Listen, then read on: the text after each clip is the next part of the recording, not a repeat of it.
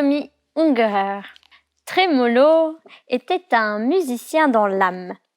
Il jouait de ses instruments jour et nuit. Mais ce qui était de la musique à ses oreilles était du bruit pour ses voisins.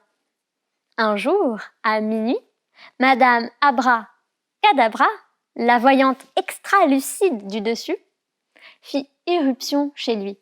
« Infernal casse-tympan, les ultrasondes de ton tapage ont fait éclater ma boule de cristal.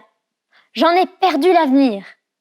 Sois maudit 3 fois maudit. » Et l'ayant foudroyé de son mauvais œil, elle disparut.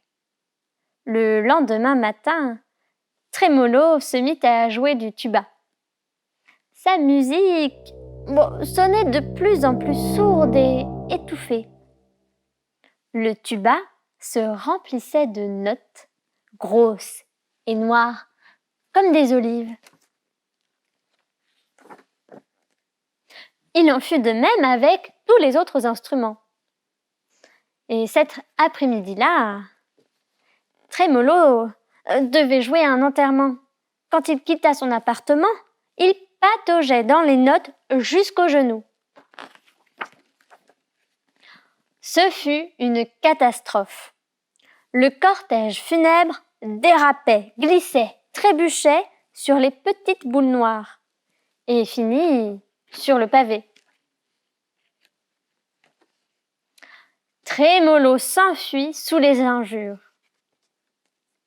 La concierge l'attendait sur son palier. « Oust, dehors !» rugit-elle. « Et fissa illico ! D'abord le boucan, et maintenant toute cette saleté !» Ainsi chassé, le musicien ramassa toutes ses affaires, les chargea dans son vieux taco et se mit en route vers une cabane isolée, héritée de sa grand-mère. Là, tout seul, perché dans la montagne, il pouvait enfin faire de la musique. Il se mit à jouer en pleine nature. Éberlués, émerveillés, charmés, les animaux sortirent de leur cachette et commencèrent à grignoter les notes de musique.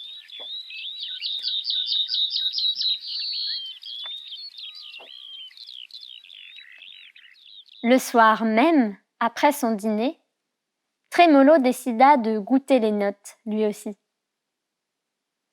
Si ça plaît aux animaux, ça pourrait me plaire. Et que oui, les notes étaient succulentes et de goût très varié, aussi varié que la musique qu'il jouait. La semaine suivante, il s'installa sur le marché de la ville. Ces notes savoureuses eurent un succès immédiat. Tout excité, Tremolo se mit à l'œuvre. Il apprit à jouer sans boucher ses instruments. Il recueillait et triait les notes. Puis, il se lança dans différentes expériences. Il mijotait et touillait. Il mixait, il distillait, mélangeait et goûtait. Les airs d'amour fondaient sur la langue et les marches vous donnaient de l'énergie. Et les berceuses vous plongeaient dans la somnolence. Lorsqu'il découvrit que sa musique enregistrée sur bande magnétique faisait jaillir les notes des haut-parleurs, il décida de se lancer dans la production industrielle. Tremolo devint célèbre et il fut invité au show télévisé du fameux animateur pivot Méli-Mélo. Son passage à la télévision provoqua un cataclysme inimaginable. Les téléviseurs de tout le pays avalèrent les notes de travers et explosèrent, déversant une glu nauséabonde qui puait le vomi calciné. Le studio ressemblait à un cloaque. Désemparé, Tremolo s'en alla. Et alors, plus de télé? La vie reprit son cours, paisible comme jadis. On racontait des histoires, on lisait des livres, On jouait en famille, on faisait de la musique. Le soir, les gens se réunissaient joyeusement.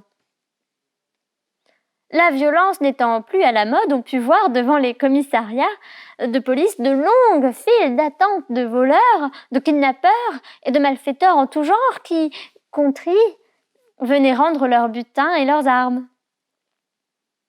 Mais un jour, sans s'être fait annoncer, Madame Abracadabra débarqua dans le bureau de Trémolo. « Espèce de tordu! D'abord tu me casses ma boule de cristal et maintenant tu exploses mon poste de télévision? Ce n'est pas pour être ton porte-bonheur que je suis ton porte-poisse. Je te retire ma malédiction. Hoc volo sic jubeo. » Plus de sortilèges, plus de production. Mais Trémolo s'en moquait. Il vendit l'usine et se fit construire une somptueuse salle de concert en se disant « Bon, la musique, en fin de compte, c'est quand même mieux dans les oreilles que dans l'estomac. »